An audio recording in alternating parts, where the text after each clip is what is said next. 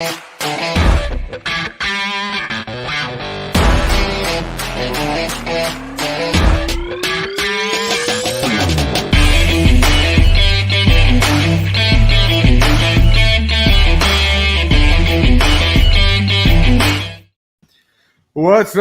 up, everybody? Welcome back to my channel once again. You probably tired to see my face because I was online yesterday.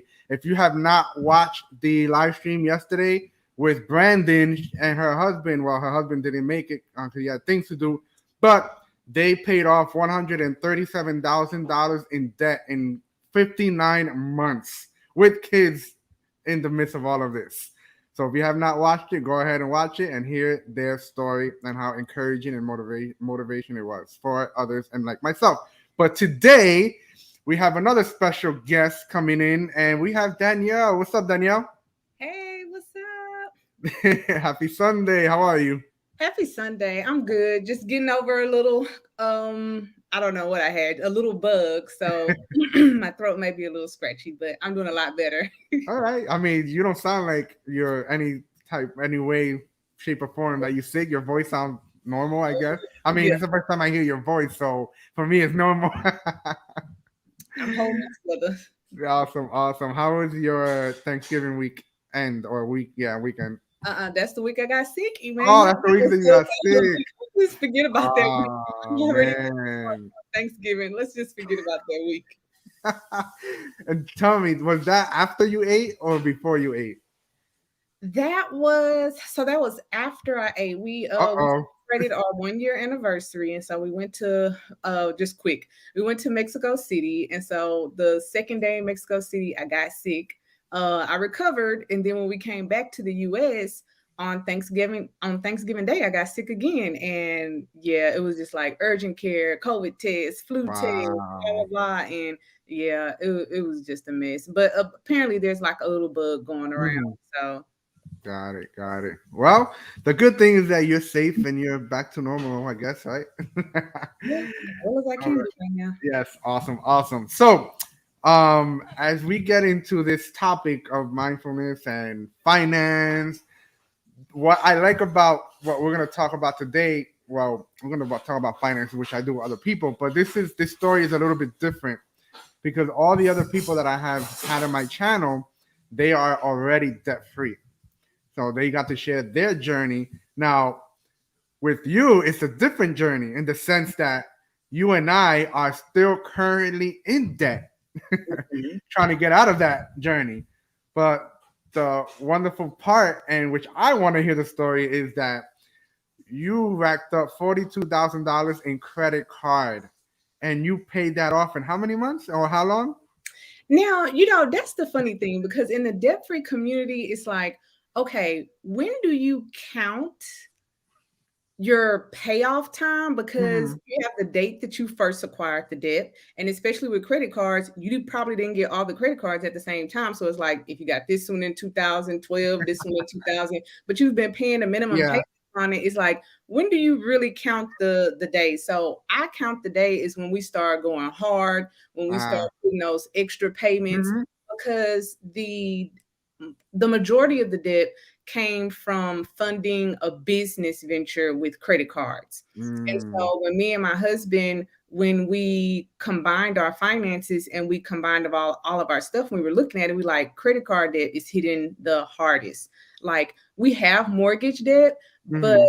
we have a rental and we're hoping to get more rentals. So unlike some other people who they may want to pay their house off, I don't I don't know if we'll ever be like completely debt free because it's not a goal to really pay off the mortgage of all of the rental properties, just because when you kind of get into that, it's a whole Mhm. different thing. You're more looking at like profit and stuff like Yeah. that. So, but the credit card debt, like that's the killer one. That needs to go 19% interest rates, like Wow. ours. Like, Wow, you know what? Save that before we even start talking about that and all the other questions I have. Just introduce yourself. Let us know who you are, where you're from. I know that you're married. Um, all that stuff. Where'd you go to school? You have a beautiful, little cute dog. Let us know. okay, so I am 31. I'm from Welcome to the Houston. 30s club. I forget that I'm 31 sometimes. I just tell my Hey, friends, I'm 35. I'm 35, so it's all good. once you're 30, just you in the 30s. So I'm 31. I'm from Houston. I started off as a teacher, and then I went back to school for a degree in library science. So I got Mm. a master's in library science, and I recently made kind of a career pivot this past year. This is like my second month working at my job. Me and my husband, we met in 2018, which is Oh, around wow. the time that I started the business venture. Hmm. And so even before we got married, even before we got engaged, we had started building a house together. Now I Right. had already bought a house in 2016, 2016. I had already bought a house. And so when we started looking at combining our stuff and paying things off and kind of setting up so that we can buy another Hmm. house or whatever, I did some different things with the house. I Airbnb'd my house out. I went to go stay back with my sister to Airbnb the house out to get more money to start, Hmm. paying off that debt because it's like you're getting ready, for a Yeah. new life or whatever, or a combined life, a different life, I'll say. So when we met, we started doing that. My husband, he's a business system analyst. So I know a lot of times when you're paying off debt, sometimes they have like different views because they're like, oh, well, these people make 200K. So yeah, of course they paying it off. We don't make 200K, even with our combined salaries after Hmm. taxes. And I always like to look at after taxes because I'm like, but how much is coming into my bank account? Like Yeah. before taxes, but even with our combined income after taxes, we are still under 100K. So, Hmm. but we just have a frugal-ish, selective, mindful Yeah. lifestyle, I would want to say. So that's the blurb. Oh, and we have our cute dog, Drake. He's 12 years old. Oh, he's an older dog. Okay. Yeah, he's an older dog. I've had him since I was in college. I went to school. I went to undergrad. I went to Lamar University, and then for grad school, I went to Sam Houston, which are both schools in Texas. Got it. Got it. Awesome. Awesome. It's interesting that you mentioned about, people having different views of debt because, when I look at different stories of people coming out of debt or when I listen to the debt free screams of Dave Ramsey, and I'm like, damn, these people paid off how much? They must have make a lot of money. Mhm. And most of the time, they do make a lot of money. But when hearing their stories, they had to sacrifice a lot The because sacrifice is always they there. have kids. They probably have a home, and yes, they probably make between the two 180K a year, but they probably sold a lot of things as well. You know what I'm saying? They paid off all that debt in such a short amount of time, not because they make a lot of money. That does help, but because they live below their means, they had to sell this, probably got sell two cars and get cheaper ones. So many different things, and even for myself, like we don't make my wife and I, we make under 100K, and we started off our debt free journey 3 years ago with 67K together, and now we only have 19,000 left.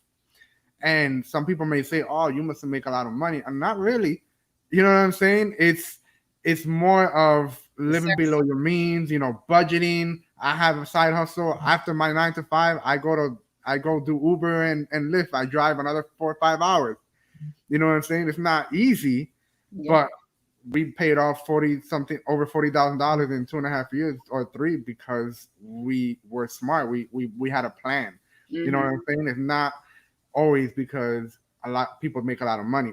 Because for many people, and I said it on my Instagram, for many people they don't need a financial raise. What they need is learning how to budget, learning to live below their means, control their behavior on spending, and you'll see that you can live a lot better even with the amount that you make.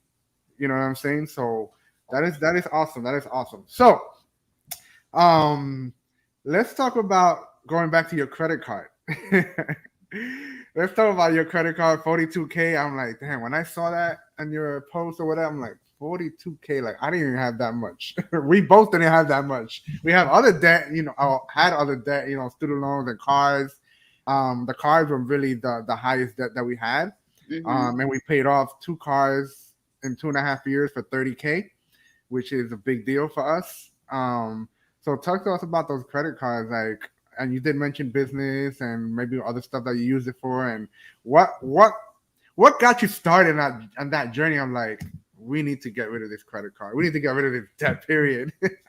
Because when it gets to a certain point, so I'll say when first off, I'll say this. There's a big push for like that entrepreneur spirit, that entrepreneur hustle. Like, Mm, there's a big push for that right now. And I feel like, and I just want to put this out there, I feel like entrepreneurship is not for everyone. I feel like everyone thank you. understand the layers of entrepreneurship.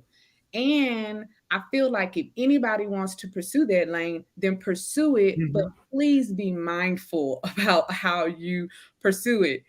And I'll just say myself, for example, using credit cards to fund a business, because Hmm. you think that you have this plan and okay, things are gonna go A, B, C, D, but when you get to the end and you at XYZ and you have to start paying back the interest, Hmm. cards or whatever business loan you've acquired, then if your business is still not making money, then you start digging into your own personal pockets, Yep. and now you're affecting your lifestyle.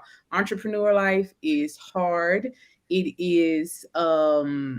It can be very rewarding, but Hmm. I think a lot of times we only look at one side of what being an entrepreneur can bring, but you don't think about the whole picture. Do the deep research, find out about business credit and getting your EIN and all of those things, and don't just try to take such a fast way to entrepreneurship where you do Hmm. something crazy like using money that you don't have or whatever, or just getting in a bad loan where if it's not 100% for sure thing, then you're not you know just SOL. Yeah. So that's the first thing.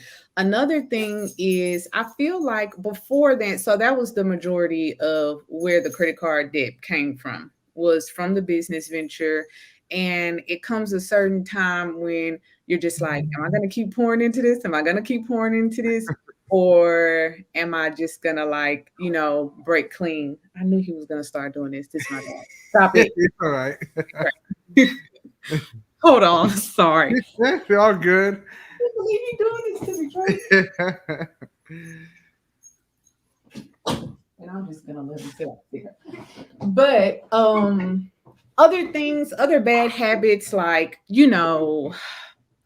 traveling, putting travel on cards, putting stuff. Even I can't remember what's the girl that I follow on Instagram, but she's like, when you think about swiping a card at McDonald's, do you really want to pay interest on French fries and a Big Mac that you had like 3 months ago because you didn't pay off the That's balance? crazy. Emmanuel, a lot of times I would use the card and you have the intent of like, okay, I got the money, I'm going to pay it off. I'm trying to get the points or whatever. And then you go to pay the balance.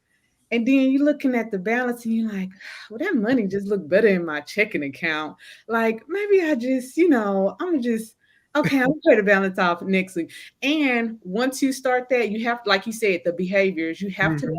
the behaviors to notice that, okay, I'm getting a little lax here. I'm not Hmm. fully paying it off like the intent is to, Yeah. the points or whatever. You have to notice the behaviors. That's one of the biggest things, because you can go from being like really good and then you just like don't look 1 month and Hmm. bam. Yeah. Yeah. And that's the thing, though. Like, sure, there are very small number of people that know how to beat the system, but in a bigger scale, most people don't. Yeah. Most people don't. You know what I'm saying? They think they can outsmart the system, and then they start. You know what it is? Because it's true. It hurts more to spend with cash because you actually see the money Yeah. versus swiping the card, whether a debit card or a credit card. So when you're swiping a credit card, you don't feel it. Yeah. It's just You like, don't feel it. You start to feel it after you see the what you owe later on, and then you just feel stuck, and then you've been wasting money here, and then putting your emergency fund on a credit card. I'm like what's going on? yeah. You That's know what why I'm saying?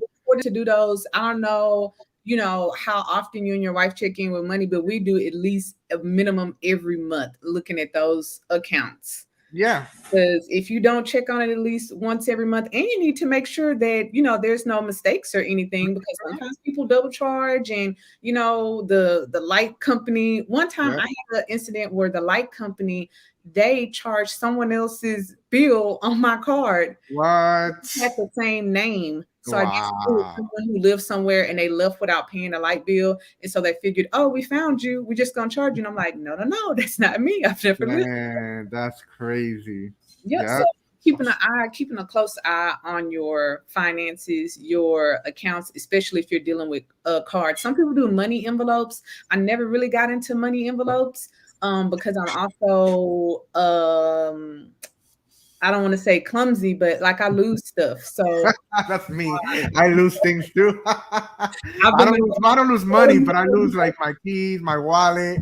I lose all of the money envelopes, and now my budget is zero. We used to do a money envelopes. We for the like first 2 years in our marriage, we used to do money envelopes only for groceries, Okay. and we only had a set amount of that we would spend each month. And if we spend it all, we would not go back to our account and get more. But like 99% of the time, we always had money left over. Now we don't use cash envelope. We kind of like mastered that to this day we never go over our budget of groceries, so it works well for us, so we don't even use the envelope anymore. But for some people, they like it or they want to or whatever the case may be, but it's not as common because the technology system nowadays and cars and all that kind of stuff, and I get it, but yeah, I tend to lose things too. And you can ask my wife, like, the face that she puts every time. Like, I thought I lost my Bible, and I've been looking for it for 3 days, and it was in my book bag the whole time. I'm like, you gotta be kidding me, but I tend to lose things. Good you found it. Anyways, yeah. So I wanted to ask, because you did mention something about building a house, right? Mhm. So how is that process? Because so my wife and so I interviewed this other couple, young couple, and they're both 30 a few weeks ago, and they paid off $93,000 in debt in 2.5 years, and they're debt free. Now and they live in Texas too. That's crazy. And they're in the process. They went from I think Tennessee to Texas, and they're in the process of building a home. I think Mhm. it should be done like 8 months, something like that.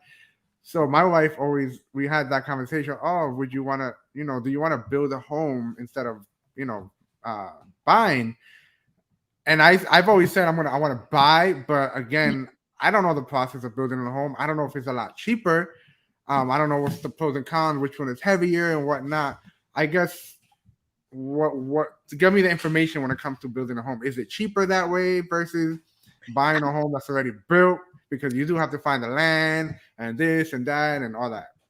Well, it's funny that you said that. Before I got sick, I was in the middle of like a mini my home buying experience series on Instagram. And so when I got sick, it kind of went to a halt, but I will start it back up. So for me, going through the process 2 times, the first time when I was with myself, just by myself, I Mm-hmm. bought a pre-owned home. It was an older home, but it was, updated. I felt like it was a very stressful situation just because the realtors that I was working with, they started kind of being a little bit unprofessional. And then there were some like loose ends and stuff like that compared to building a home. I will say we got in at a really good time. We got Mm-hmm. in right before the pandemic and Oh everything started wow. happening. So we were able to get, like a good price or whatever for a home. Now Mm-hmm. I feel like the housing market is just so different. Like the inventory is low and the demand is high. Yep. For me, it's weird because I'm like, y'all probably been had the money. Y'all could have been bought the house. I don't know, what about Mm-hmm. and then but the rates. I think the Yeah. rates got everybody to just kind of start coming. So I really think it depends on the area. And I have heard that Florida has a really good market. A lot of Right now it's tough though. Right now it's tough. shit. It's easier to sell the house. Yeah. To buy it right now, it is tough. Yeah, just depending on what area you Mhm. want. I know a lot of people are building because I mean people typically like I guess newer houses or whatever they feel like Yeah. they can pick out stuff they want to and Yeah. everything. But I think that the most important thing is being mindful about what you want Mm. because a lot of times we think we need stuff in the house and we don't.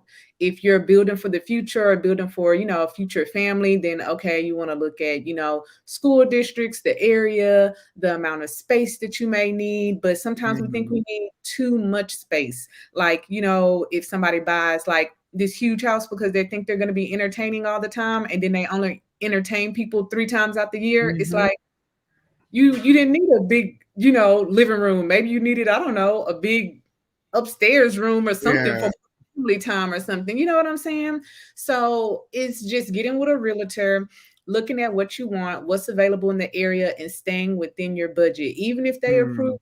for more, I'd be like, at the end, I'm like, okay, that house, how much? How much the monthly payment gonna be? How much the monthly payment gonna be? Because I want to stay, you want to stay in your monthly range and you want to remember that you still have all that other stuff to pay for, the water, the maintenance, the lights, the taxes Mhm. and HOA and all of that stuff. So remembering your range and what you want. So you and your wife figure out what y'all really want in the house, the area, and then do the pre-approval to see how much you can get approved for and Mhm. start talking to a realtor that will work with you. They can find, Yeah. I mean, I'm not saying you're gonna find like a house for $50,000, I know, right? but Unless you get a tiny house. right, be willing to, be willing to be flexible and remember that you can change stuff inside of a house. You can, I don't know how handy you are, but Mhm. you can change stuff or you can hire people to Yeah. change the stuff in the house. Yeah. So not everything is a hard deal breaker like you think that it may be. With me, budget is a deal breaker. When I was single and I was looking for the house, the guy told me like I told him, I said, my range is 110. I don't Mm. want a house over 110,000. And then he looked at all my stuff and he's like, why? You can afford more than this. Sir, you don't tell me what I can afford. I tell you what I can afford because Exactly. I like to travel. So if I want to put $300 a month to travel instead of $300 extra to a mortgage payment, then that's me. So don't tell me what I can Mm. afford. So stick to your guns and be That makes flexible and sense. figure out what you really want. That makes sense. You know what? Talking about budgeting, keeping in the budget, it's just I always say the same thing when it comes to marriage. There are people that I know that are getting married soon, and I always say, listen, and it's not easy because you got to think about the money. If you don't have it, you got to think about the people that you're trying to invite, how many people. That's the hardest part, the list. Looking at the list of people, you got to take out, add more, take out. Oh, I don't know if I should invite this person or whatnot. But I always tell the person, listen, I think what you need to do first is start with a budget.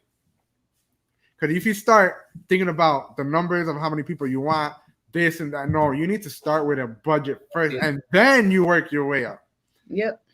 People's gonna be offended no matter what. Yeah, somebody, you're gonna forget somebody. Your friend from third grade gonna be like, "Remember that time we was in the same room? Mhm. I didn't invite me to your wedding." Yeah, exactly. And that actually happened to my wife, something similar, where that she went to high school with or middle school, I don't know what, and they found out that she was engaged and she was getting married, and all of a sudden they kind of trying to creep their way into getting invited. That did not happen. My wife was very intentional and Yeah, inviting people who were actually involved in her life. that's You know what that's I'm saying? Because we ain't gotta invite all our cousins, all our this and that for what? You barely even speak to them. yeah, that's You know true. what I'm saying? So yeah, budgeting is the key. So speaking of budgeting and finances, how important is that in your life? Because to be honest, I never knew what budgeting was until I got married. You know what I'm saying? I'm 35 years now, and this month we make 3 years being married, and Hmm. I never budgeted until then. Really? And it has, yes, I didn't. You know what it is? I didn't grow up with financial literacy from my parents. My parents came from the Dominican Republic in the 1940s. Well, they were born in the 40s, but they probably came like in the 50s, 60s.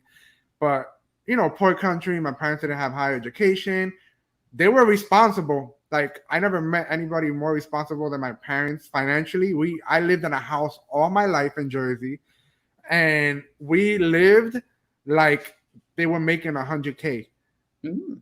because they were super responsible. You know Yeah. what I'm saying? My father worked in a factory all his life here. My mom worked in a hospital for like 40 years as a the cleaning services department. But we lived like people, like if we were making a lot of money. But it's Yeah. because they lived below their means.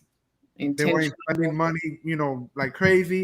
And because of that, my brothers and I, we were able to travel to so many different states and hotels growing up Oh, that's because of that. You know what I'm saying? And this is a family again with no high school education. My father working in a factory, my mom in the hospital, and they weren't making 200K a year. They weren't making 100K a year, but they were doing a lot better than people who made 100K because of their behavior. But the only thing is that they didn't teach us financial literacy. So I I was didn't just gonna say they didn't teach y'all the budgeting that they were doing. exactly. Yeah. Yes. Yeah. So I didn't know any of that. So I made poor decisions. I never had a good relationship with my mom. So that kind of affected my spending habits as well. Hmm. So how important it is for you to budget because it has changed my life. Like, whoa, I budget every month and I sit down with my wife. Sometimes I forget, but sometimes I sit down with my wife and we go over the budget and we look at what we're going to be spending each month and but all that. It saves a lot of pain and heartbreak Yeah. because now I know where my money is going. Yeah, Right? know where it's going instead of I wondering where it went. exactly. I cut the wings off of my money so they don't fly out of my pocket. Stay right there. Yes. So tell me how important it is for you guys to budget. Growing up poor also, I really wasn't taught how to budget, and I know most of the people I'm on Instagram, I'm friends with on Instagram, they get tired of me because I'm like, y'all stop talking about what the school system did not teach us. I'm like, I was in the classroom with some of y'all and we learned some of this stuff, okay? But you weren't paying attention because you didn't feel like it was important. But now there are many changes that need to happen. I will say that. But I remember when I was in high school and we were doing something, and it's like a little activity where, okay, pick a career, and then this is your budget, now pick what car you want, and this is, and I looked at the thing and I was like, dang, I really need some money, otherwise like my bottom line is coming up to zero. But Mm, being the way that I grew up, I've always been kind of a self-managed person. okay. And even when I was younger, I'm like making my own doctor appointments, and Mm, I've been working since I was 16. I've had a car since I was 16. I was paying my own phone bill, paying my own car insurance. So a lot of that budgeting I learned early on, but I will say, even with budgeting, when I went from a point to where, okay, I was making $500 was my actual paycheck. And then when I started my salary job and I started teaching, it's like, oh, now y'all taking $500 of taxes? Like, there's a shift that happens where I know people say you need to learn how to manage $100 before you can learn how to manage $1,000. mhm, There's a jump somewhere yeah. in there where you getting into like a different ball game. You getting into a different area where it's like, okay, you're making more money. There are more things that's coming along with this, such as taxes, student loans, of course, Mhm. one of everybody's big things. So budgeting, while it's really the base, we really almost have to go beyond budgeting because there's so much other stuff outside of budgeting that is like included in, wealth building or whatever, Yeah. really building that wealth. But your budgeting is the basics. Let's not get it Yeah. twisted. Budgeting is the basics. If you Yep. can't budget that, that bottom line, then that's the main thing. And people have different type of, budgeting. There's Mhm. like zero based where you want to Yeah. throw everything out at the end. Some people are just, like looking and paying attention and pulling the leftover money to the next month. So Mhm. like, you just have to figure out what works for you in terms of budget. If you're in a relationship, then it's definitely, a top priority Yeah. to talk to your partner about the budget and make sure y'all are on the same page and make sure your goals are in line, because some people have combined finances. Some people have separate finances. So being clear, intentional with the budget, Hmm. following the budget, but giving yourself some grace too, because Of sometimes course. it happen. Yeah, I think sometimes, and I've experienced it myself. Sometimes, and of course, we can go gazelle intense and do what we need to do. But I think for some people, if they go too hard on themselves, Burnout. it burns out and they actually fail. They start Mhm. to spend money, and then they start to feel guilty. You know what I'm saying? And that's not a healthy thing because, for example, I mean, last year I didn't travel because of COVID. I mean, we did go up 4 hours up north, but we didn't really have to pay for an Airbnb because it was somebody else that we knew that Mhm. has it. But I'm not against people traveling when they're in debt, depending on the situation. Um, but if you're racking more debt on top of that for travel, then no. You know what I'm saying? Like for us, we're going to not Texas. Wow, I'm talking to you, but I'm not going to Texas. We're going to ATL to Atlanta next week. Next Friday is the last day of work because we work for the school system, so we're going to ATL and we paid everything with our card. We didn't have to get in debt for it. Mhm. The car rental, we're not paying a dime for it, and we're using it for 5 days. Nice. The hotel, we didn't get in debt for it. Next month, we're going back home to Jersey for the first holiday weekend for a few days, and we are not paying a dime for it. We only literally, I'm sorry, we only literally pay $72 for a Mhm. round trip, but we didn't get in debt for it. You know what I'm saying? So and again, we can give each other some grace. Sometimes we just need to relax. Sometimes I just need to go home and not do anything. Like Yeah. it's okay. I may miss that $100 I make a night for Right. Uber. Friend or whatever, but sometimes you Yeah. need a break. That's why I think when I first started the Instagram, at first I was so focused on like, okay, paying off debt. And then I'm like, I incorporated more mindfulness because I'm like, you really do need to be so mindful about what you're doing.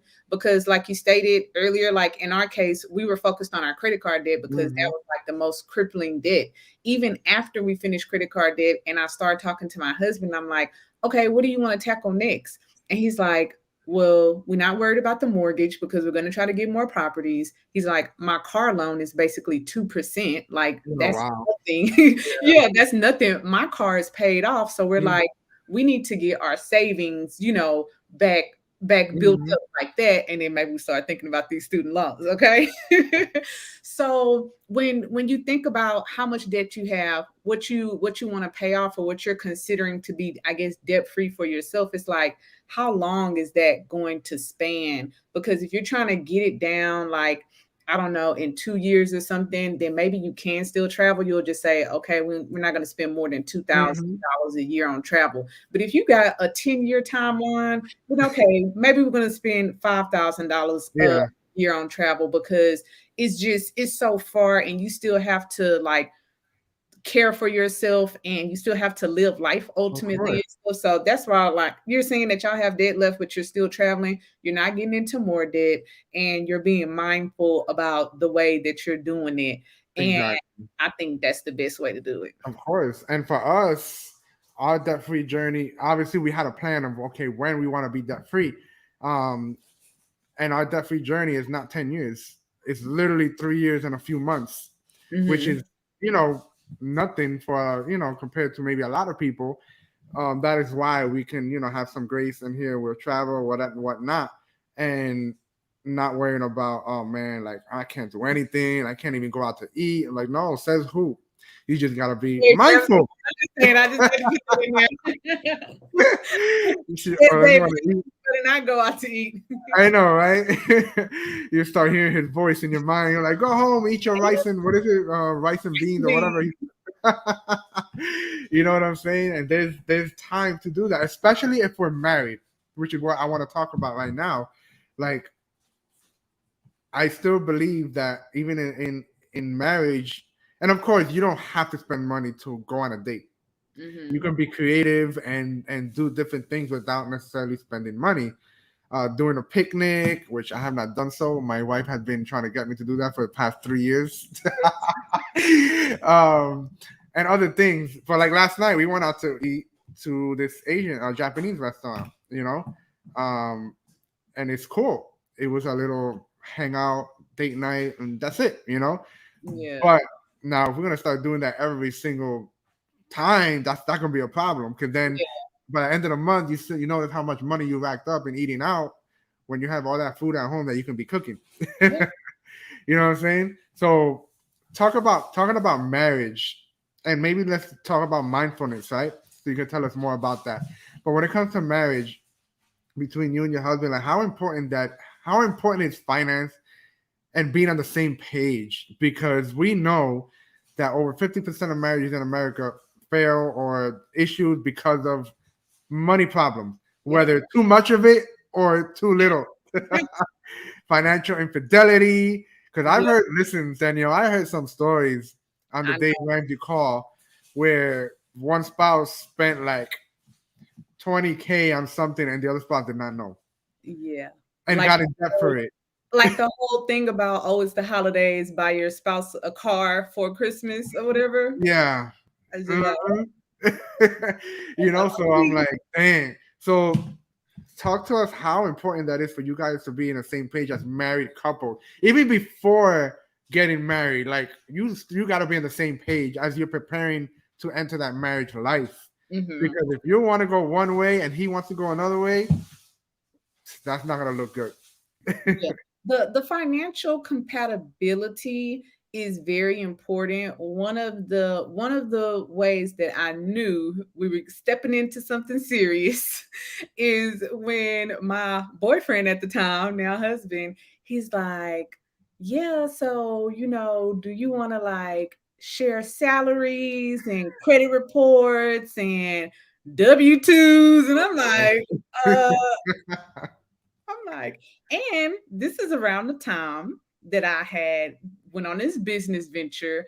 And so I felt instantly like a wave of guilt. I Mm, felt like I was pulling out everything, showing him like, hey, I'm usually good with money. I just, it's just this business venture that I got into or whatever. Like, hey, I'm usually good. Look at how much money I had saved up, yeah. whatever, blah, blah, blah. And so we just put everything, out on the table or whatever. And I knew that we were compatible as far as like our styles. Like neither one of us are very like flashy or Hmm. whatever, but we do like, some nicer things. Like we're Apple people. We like our Apple products and That's right. that, whatever. And my husband, he really likes cars and stuff like that. Like he had a sports car when we first met, but I'm not really a big car person. So Hmm. down to it, I'm like, he can always have the newer, nicer car or whatever, because as long as my car is paid off and it looks nice or Yeah. whatever, like I'm a-okay. If he want a Tesla, he can get the not right now. If Yeah. he wants a Tesla later, he gets a Tesla later, and I'm fine with the 2020 SUV. So Mm, when you think about compatibility as far as like marriage and money, I think it's just the best part is being honest and being open, which is mhm. really hard because you don't want anybody to, like judge you. And especially if you're coming from maybe two different backgrounds or I will say, so my husband is American Nigerian, and so his family has, kind of a different way of doing things. Like he stayed Mhm. with parents for a longer time. So he was able to stack up more cash and, Yeah. things like that. Versus once I pretty much left out of my mom's house, I was like out and, I went to stay with my sister sometimes and things like that. So just trying to understand each other's background, even in marriage, leading up to marriage. When we even were engaged, we did premarital counseling. Mhm. Ever since we've done premarital counseling, we have continuously done it. And one of the things that came up again was money. We even read this book, oh gosh, Smart Couples Finish Rich, Hmm. where you're kind of laying out everything, your goals, because different people have different goals for what they want. Like Yeah. My husband is a very secure person. He's like security, security, security. And I'm like, Mhm. okay, but I like my travel. Like I want to, enjoy and things. And so you just got to meet in the middle on those Yeah. things. Whether you choose to do that with separate budgeting or with together. I personally, we Hmm. prefer combined finances. But I know there's some people, especially that I follow on Instagram, who have, happily married and separate Hmm. budgets and, separate accounts like that. But you just have to find what works for you and be open and honest. When you get to the deceptive stuff, like you mentioned about the $20,000 and not even telling the other person about it, yeah, it's your money. And you could be like, I don't have to tell anybody this is my money. I can spend it the way I want to. But once you're in a relationship, that's like, come on, that kind of doesn't I flow. totally agree. I mean, once you're married, it's a whole different ball game. You know what I'm saying? Like, Yeah. what is there to hide? And Yeah. why would you want to hide anything from your spouse when it comes to anything, especially in the financial area? You know what I'm saying? Because if you're doing this together, even if you have certain goals that you want to do and that he wants to do, or you have a different career or whatever, but as long as you're doing this together, why there has to be something like, oh, they ain't gotta know this, whatever. And now I get it; they may want to buy like a little, not necessarily a $20,000 Christmas card gift for a car, but just in general, Yeah, something to um, surprise you yeah. or gift or something like that, then okay. We have our combined accounts, but we also have our separate accounts. Mhm. So like but another thing is we don't do Christmas presents. We do like we go out for Valentine's, but we don't do Valentine's Day presents.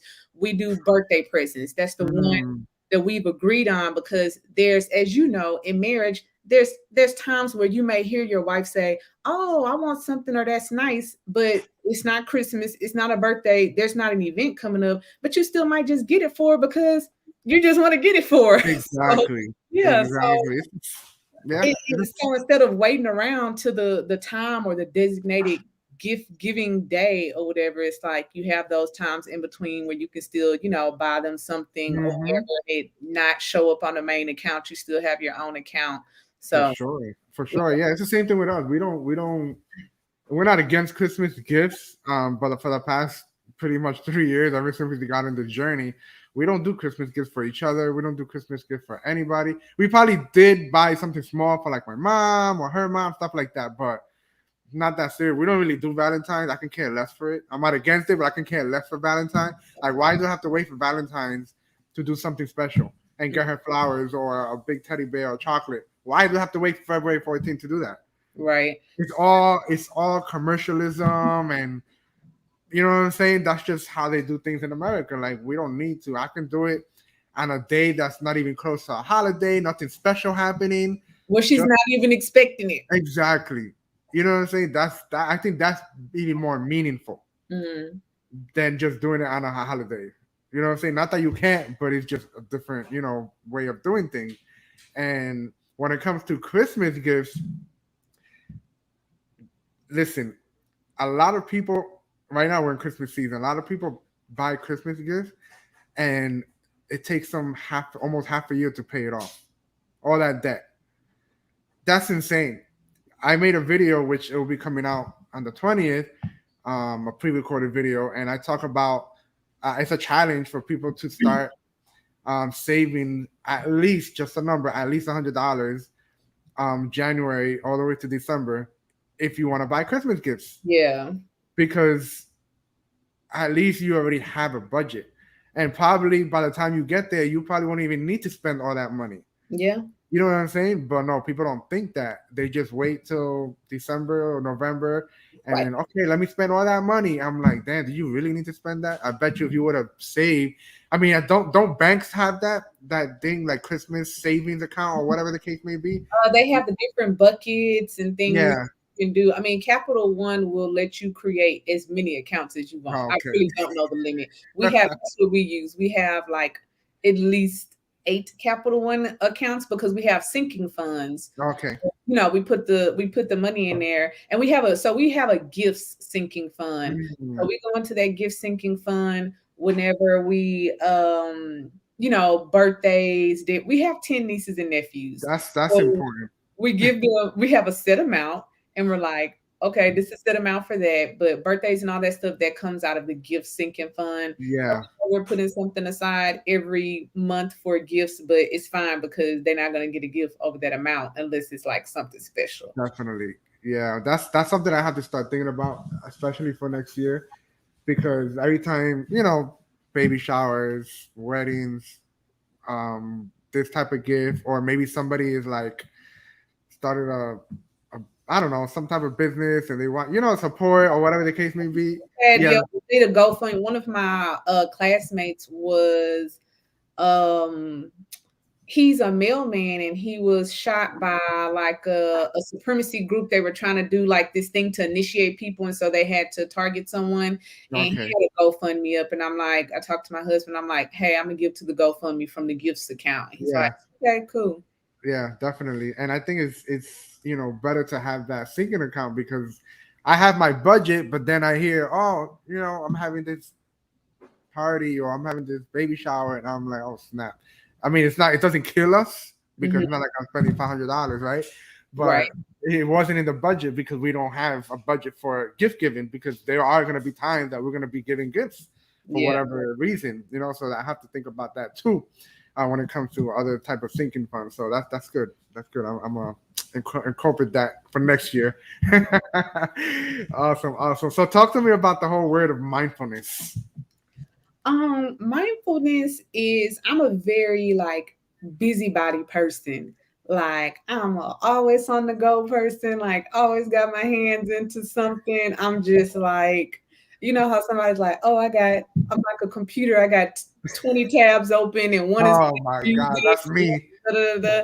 So yeah, I really try to get myself to slow down and really think, like we said, like we talked about burnout earlier, like think about what I'm doing and what's the goal and is it going to get me there.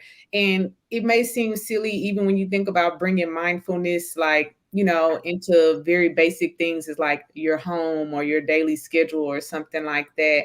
But life goes by fast, and if we don't pay attention, like you'll look up and like so much time has passed or whatever. And I want to be intentional about like what I'm trying to do and the way Mm, that I'm trying to do it and who I'm doing it with and how much money I'm spending. So it's not, I think mindfulness is not breaking down every little thing where it's like taking the fun out of it, because you can still have spontaneity, but just making sure that your goals are in line and like the things are in line so that mm, you don't end up feeling burnt out at the end of the day, or so that you don't get off a track, because it's so easy to just keep like going, going, going, yeah. going. And then you just even when we paid off the credit card debt, I was side hustling a lot. And I'm like, okay, I can keep side hustling. We can jump straight into these student loans. And I'm like, just like take a break. Student loans are on Mhm. forbearance anyways. Like, just, I sacrificed a lot of time or whatever, side hustling or whatever, when I could have been spending time with my husband. So I'm like, maybe I should take a break and like, pour back into this a little bit more, and not get so no sidetracked. Like, be Yeah. mindful, whatever, that y'all came up with this goal of wanting to pay this debt down so that you can enjoy life more, invest more. So what's the point of keep side hustling, and try to get to the next thing, and then God Hmm. forbid something happens, and it's like, this was Yeah. all the point was to try to spend, to be more present with your mate. So to me, that's what the mindfulness is, and I really try to be intentional about putting it into like every area of my life, Mm. especially with my budget. Yeah. But yeah. For sure, for sure. There's a book that I don't know when I'm gonna get it. Definitely not this year. I mean, the year's ending, and I have to read it. And it's by Christy Wright, one of the personality hosts at Dave Ramsey. Uh-huh. And her new book that came out, it says "Take Back Your Time: The Guilt-Free Guide to Life Balance." Ooh, let me put that one in my cart, right? And she's been speaking about it. I hear it from her because I listen to the podcast all the time. And it's hard balancing. It's not easy. You know what I'm saying? Especially when we have so many titles. And she just speaks about the importance of having balance And she said that balance is not necessarily doing so many different things, but in a balanced way. It's actually finding true balance is actually focusing on what's priority and what's important now. Mm-hmm. You know what I'm saying? Because if you want to do something, but it's not necessarily that you have to do it now, you can push that away and Mm-hmm. focus on what you need to do now. And then she just goes more deep into it, but I really want to get into it because I ain't the best when it comes to managing my time and balance. And I'm like you, I'm always on the go. My wife is the opposite. She's more of the homebody. She's more, Husband. taking care of her mental health, and she's big on mental health and as a psych major, all that kind of stuff. And also that had to do with not personalities. I'm an extrovert to the core. I need to. So we go to Black Friday. We went out to the mall on Black Friday, not necessarily to buy anything.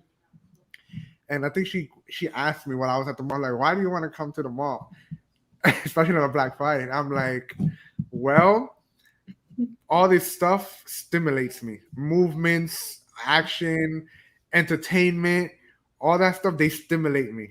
That's crazy. Me and my so we before all of the pandemic madness, me and my sisters, we used to go out at like midnight, Black Friday, not necessarily buying, we be buying pajamas and things like that. But it's like we just want to be in the hustle and bustle. We just want to be, pushing our carts, not Yeah. elbow people. Like, oh, I just, the stimulation is just like it's an Uh-huh. activity or whatever. But I've learned to slow down. We do it Yeah. Saturday, Monday. Yeah, definitely, definitely. That's so interesting how we are like in that area. So we can relate. We know exactly what that Yeah, is. my husband like, what you going for? Some pajamas? Can't you buy those? Listen, last year we working remotely because of the pandemic. Thank God in a sense because I didn't have to drive an hour to work anymore for 3 months and saving gas and all that. But the killer thing was that I was on Zoom almost all day for work, meetings after meeting. It was annoying. I mean, this is the first time that we had a pandemic like this, and we were trying to find work, and it was just annoying. And then I would get cold because we have central air, and I could not stay home all day. I would find any little thing just to walk around the neighborhood or walk around. I'll be like, "Oh, babe, I'm gonna take out the garbage." Just to get out of the house. Or Yeah, I'll just chill in my car for like 2 hours, just on the computer doing or whatever the scraping. case may be. Exactly. It's like I need to be doing something. But we are definitely missing another important aspect of staying still as well. Yeah.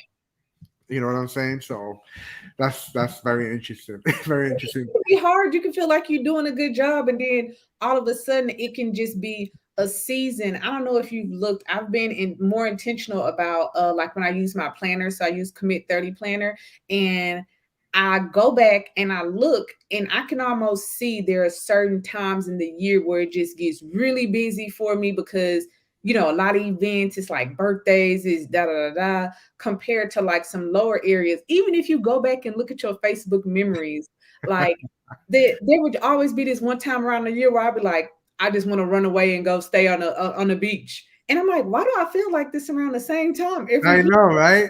Why do I have three memories in a row? That's like I'm moving away. I'm going to go live in a remote area on the beach or something like that. Hmm. So Yeah. that being Yeah. intentional again, yeah. That's so true. And then on top of that, living um in the type of area that you live in, if it's very urban, city life, Mhm. that can also play an impact of one just on the go. I lived in New Jersey all my life, urban area, literally right across from the Hudson River, New York City.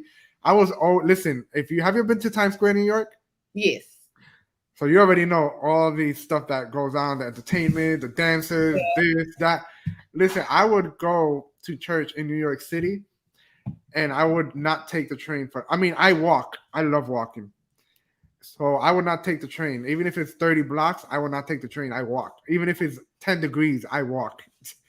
And part of it is because just the lights, the entertainment. I just love it. Yeah. You know, and I can see the same thing over and over, the same dancers. I just, I just love it. You know, and then I live in Miami. It's also fast living life, not like New York, but it is a more faster living life as well. You know, a little bit slower because over here you definitely need a car to be driving to Yeah. places. Not Mhm. like where I was. I can just walk to the corner of my house and everything is so close to me. Yeah. Buses passes by like crazy. Over here, horrible. You miss one bus, you gotta wait a whole another hour. Yep. You Words. know what I'm saying? So that could also play a big part of depending where you live and whatnot. And you know, sometimes people get tired of it. They just want to, you know, go to North Carolina or Georgia or something like that. Yep. You know, yeah, for sure, for sure. So I want to ask about this as we get to close soon. Talk to us about life insurance and the Ooh. importance of having life insurance. And I know life insurance can be a pain in the butt. That's Mhm. because no one wants to read all that stuff that's about life insurance because we barely understand half of anything that they say or that's written in the policies. And then there's a lot of scams. You know, you got the term life, you got the whole life, you got this, whatever the case may be. And but it's important. I think it's important that we have life insurance, Yeah. You especially you when you are dependent, when somebody's depending on you, if you're married or whatever the case may be, because we've got to think about them as well. If something happens to you, you know, talk to us about that. And a lot of people don't like life insurance because, or even getting a will because they're like afraid of even thinking about death. Yeah. But They feel like if you think about death, then it's gonna happen, but that's not how death works. exactly, you know, and I was just finished telling my wife a few hours ago, like, oh, babe, there's one thing that one of the goals that we didn't meet this year that I wanted to do is to finally get a will. Uh-huh. Yeah. And I told her we definitely have to do it next year. You know what I'm saying? Because we have to get on it. Thankfully, we have life insurance since the beginning of our marriage. But talk to us about the importance of having life insurance. What do you recommend? What do you think? You know, all that stuff. So so I've had life insurance. Well, let me do a funny backstory. So with my family, I wanted us all to get together to talk about life insurance, to get life insurance for my mom. And I wanted us to kind of figure out, I'm the only one of my siblings who doesn't have kids. So I wanted us to figure out kind of like, okay, if something happens to you, who do you want to watch your kids? And all of that. And it was so dense. I mean, you would have thought that I would have asked them to like give me to cut off their right arm. Everybody's just like, why are you talking to me?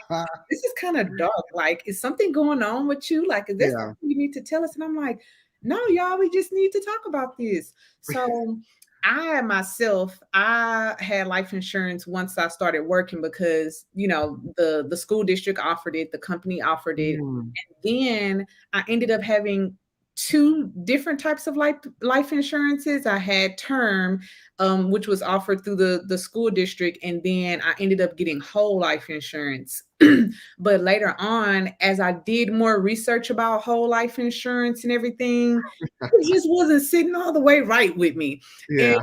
and I was trying to pay off the debt too. So I canceled that, took the money that was saved inside of that and put some of that, excuse me, and put some of that towards the debt. Hmm. So, and that was years ago. So I'm sorry, I can't remember exactly. Wasn't sitting right with me with the whole life insurance, but I was just like, this kind of seems like more than not what I need, but Yeah.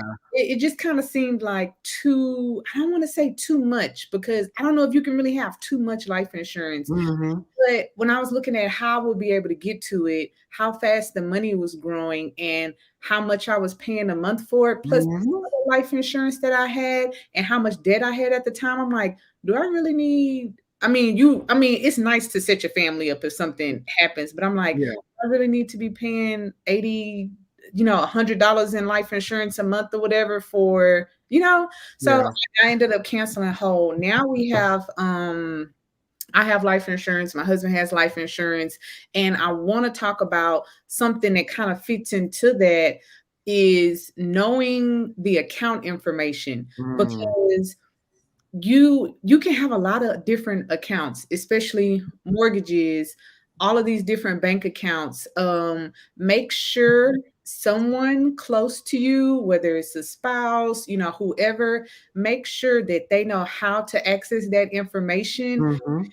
And I don't want to say necessarily like account numbers and stuff, but make sure, especially the people who are your beneficiaries. I Yeah. know people get scared because they're like, oh, I don't want to tell the beneficiary. What if they try to do something to me to get the money? Then they probably shouldn't tell the beneficiary, okay? Exactly. But make sure they know where that information is, because if something happens and then it gets time to pay for stuff, like, are they really going to be able to finger through your big old box of papers to find the Hmm. name of your life insurance company and this other little account you may have on the side or whatever? Meanwhile, that money is just sitting there, and do you really think the bank is going to call and be like, well, we noticed that Emmanuel hasn't taken a payment out in 5 years, and he just got $50,000 sitting over here in the bank account? Like, they're just gonna sit on their money and keep on loaning it out to Hmm. whoever in charge, getting charged interest on it. Yep. So making sure that they know where the information is. I want to say, as far as like amounts and stuff, when we looked at the amounts, we wanted to have enough to cover things in case something happened to one of us. So I want to say our policies are $250,000 for me, and then $250,000 for him. I know they have different type Hmm. of insurances where you can get, like, insurance on your house, where if something happens, then they'll pay it off or something. And we weren't really concerned with that, but we figured that, that would be enough as it stands right now Yeah. to kind of cover things. Because we have a lot of family, nieces and nephews, we really need to get around to Hmm. doing the will, like you said, but we just haven't, because we're like, okay, well, if one of you have to think about it from so many different ways. What do you do if one of you passes and the other one is still alive?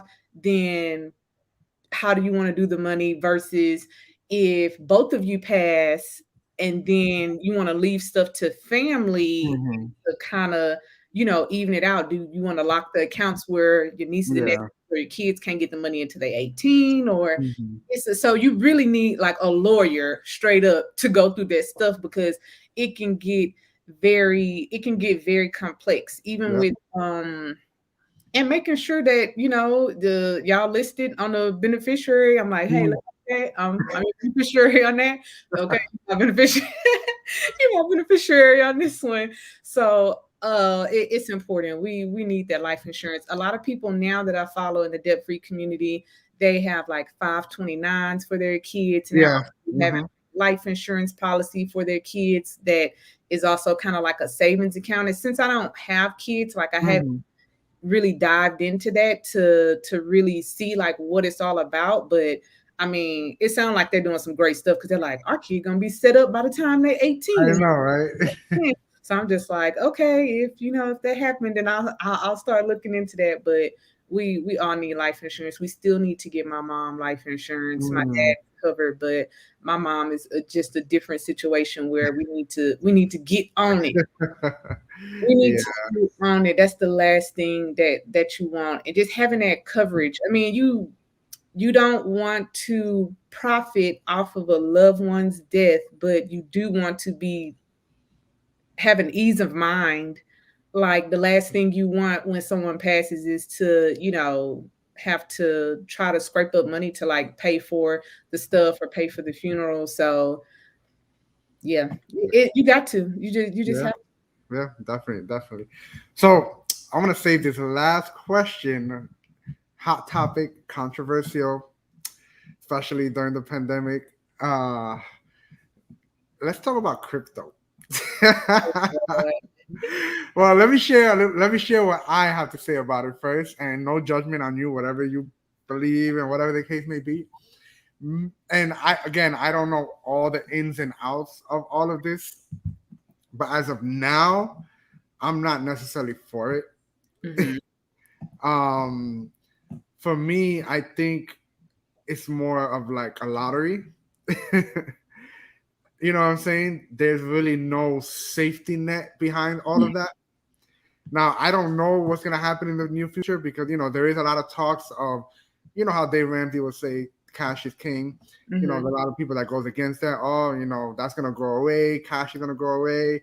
It won't be king for that long anymore because you got crypto, you got all these Bitcoin and SafeMoon and all these other different names for different cryptos that exist. And then you have your traditional 401k and the what is it, ETFs, all that other stuff. And I get it. There are people who have gotten millions. And again, but then again, what is a percentage of people actually winning that much? And I think it's Yeah. very little. And Hmm. I think, at the end of the day, is a hype. You know what I'm saying? Yeah. It's the hype. When everybody started talking about it, what wasn't it last year or early this year? And it was all over social media and this and that. And I'm eating popcorn, watching from afar. Listen, if I'm wrong, if I missed out, I missed out. Yeah. You know what I'm saying? I'm not gonna go crazy for it. I'm not gonna cry later on if you got $20 million and I'm still here. Whatever the case may be.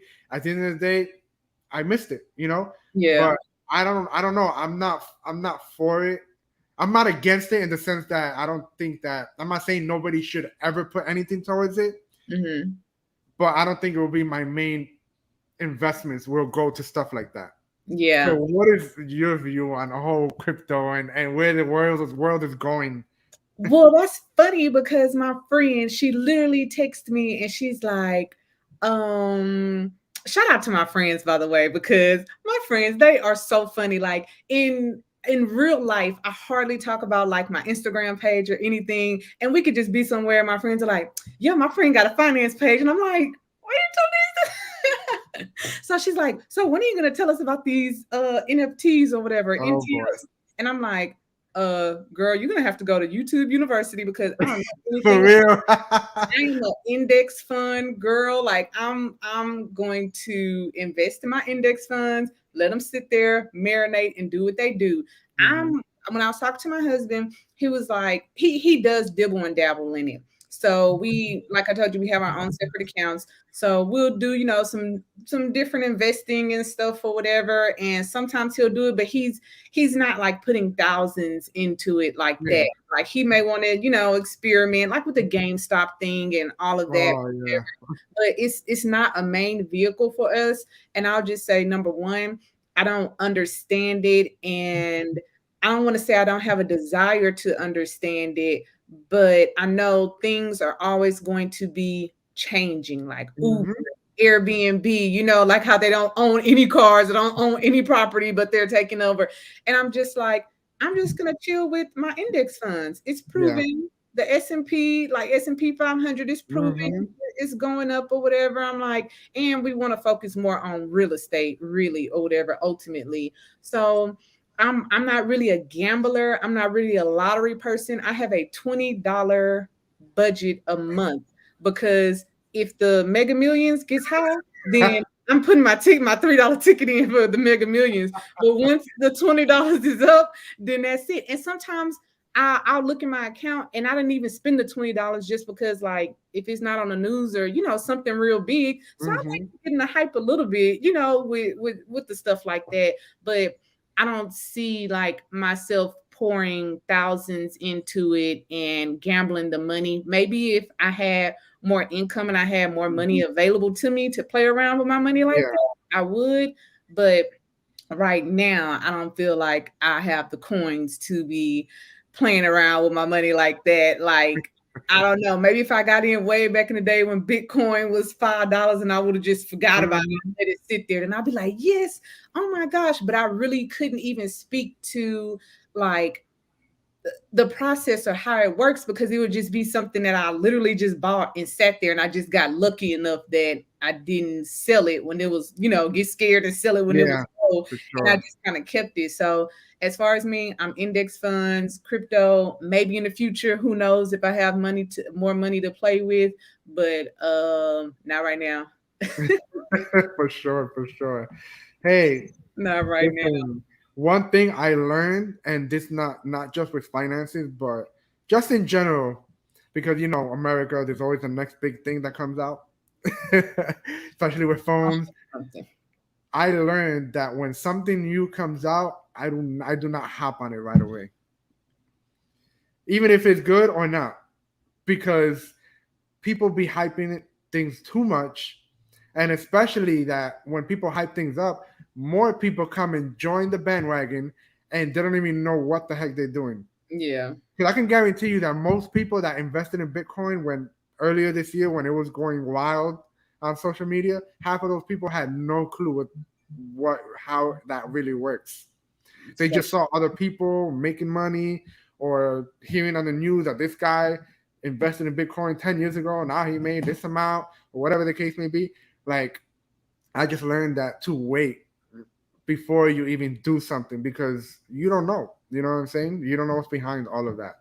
So that's dope. That's dope. I do encourage people to learn more about investing and stocks and everything, but you just have to know, what you're putting your money into. Even I think back about when I first got my first salary job, and then they were trying to come. They came up to the school and they were like, "Oh, you need to save for retirement, set up a 403b." And I'm like, "Ain't that what I go PRS for?" And they was like, "That's not going to be enough." And I was like, "Fine, here's $200 a month."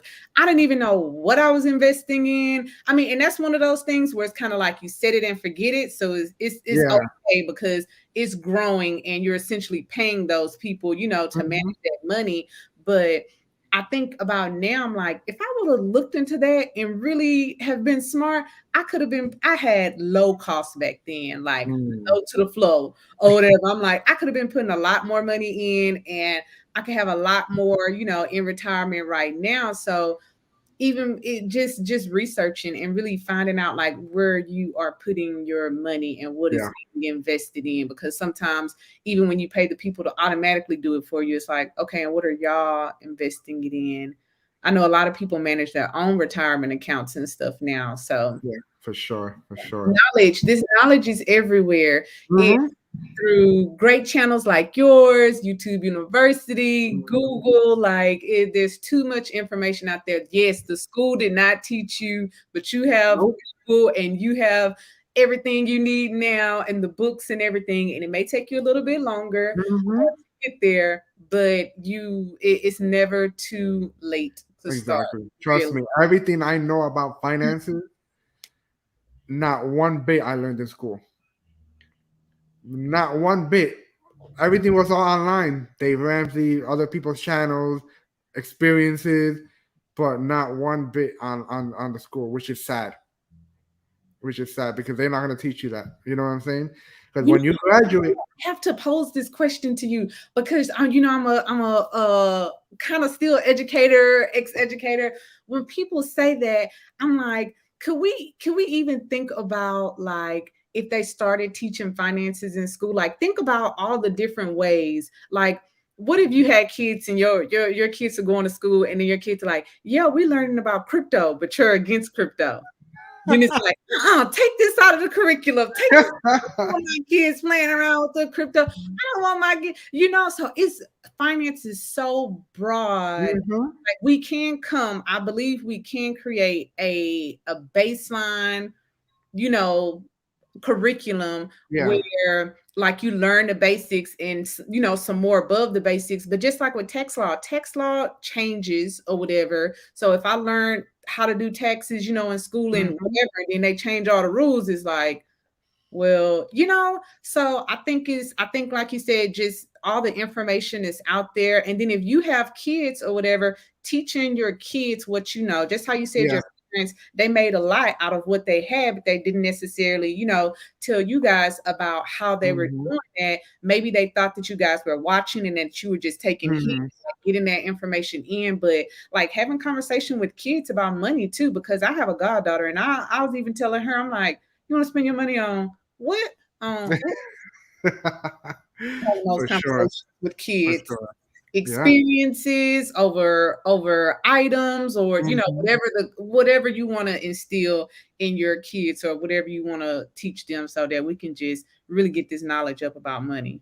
Exactly. Exactly. And the last thing I'll say is I was telling Brandon yesterday, I was telling her maybe not everybody is passionate like me and you and others about finances and learning and teaching other people and all that kind of stuff, and that's okay. And not everybody's meant to be an entrepreneur or whatever the case may be. But one thing that you cannot escape, whether you're single, you're married, or any career of your life, is finances. Mm-hmm. So why not at least take a course, a beginner's course, to learn about financial literacy? You don't Mm-hmm. have to go all the way if you don't want to. That's not your passion, but at least learn something, because in this life you're gonna be faced with money challenges or Yeah. talk about money somehow, some way. You're gonna be spending money. You're gonna be buying a home. You're gonna be renting. You're gonna be getting married. All these different things. So why not take the opportunity to learn at least something about finances? Because Yeah. we're not gonna escape that. It's either it's gonna bite you in the butt, or you're gonna learn something or enough that you can live, right, or whatever the case may be. So that is dope. That is dope. So Danielle, thank you so much. It was a pleasure. Oh my gosh, this is so much fun. I was nervous too. I was nervous.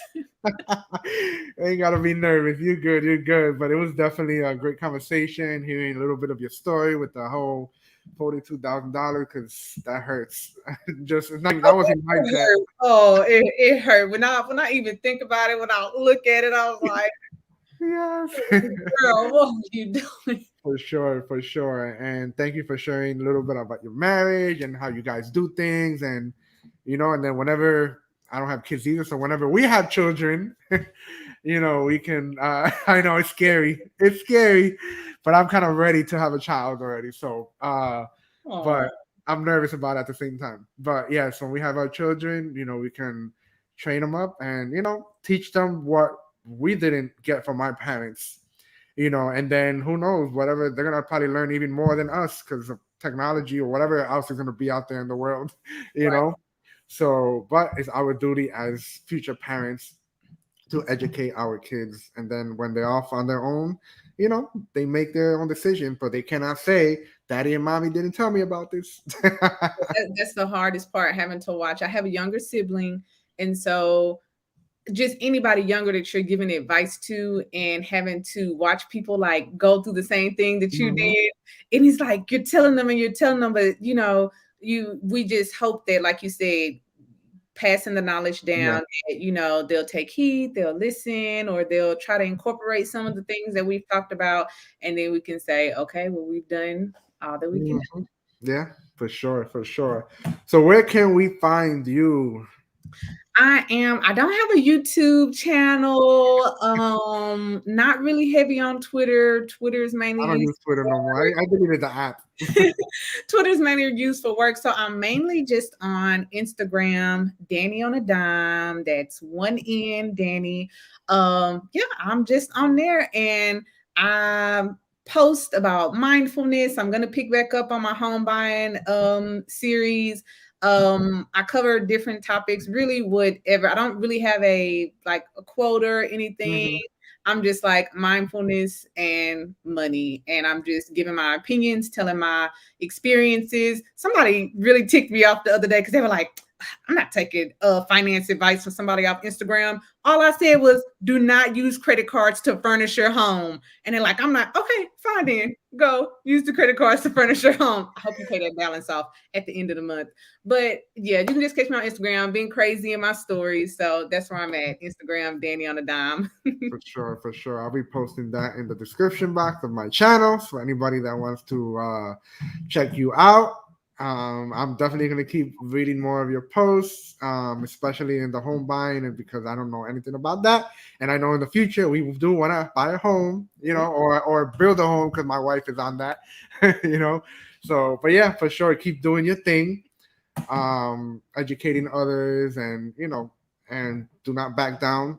Continue doing your thing, and just Thank let you. other Thank people you know. for having me on here. Thank you for highlighting all of us people who are paying off debt, trying to pay off debt, trying to figure Mhm. out which, debt we want to tackle, whether it's student credit or consumer debt or whatever. For So real. for highlighting us, and For sure. letting people know that you can do this. Those numbers can be overwhelming when you look at them, but Mhm. they're still going to be there tomorrow. So you might as well start today. For sure, for sure. Thank And you keep so keep much. an eye on that update for when my wife and I are debt free. All It's gonna right. be wonderful next year, and Hold on. I have to hopefully, come up with the debt free playlist. Everybody does this. Come up with your debt free playlist because when you go debt free, you're going to listen to that playlist and y'all are going to celebrate. I'm telling you, do that now. Do that.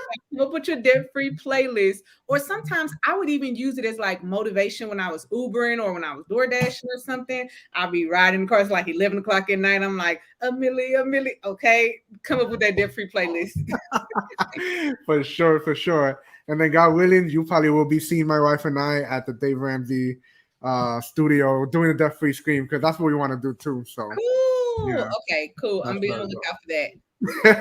But you'll see, I'll be posting everything and updated videos on YouTube and all that kind of stuff. So, all right, well, guys, if you like this channel or you like this video, make sure you put a like into it and visit her page to get more information. I'm not the only one that has info. There's a whole bunch of us, and we support each other on that.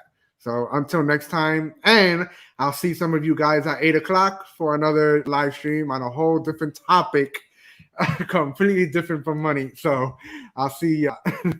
All right.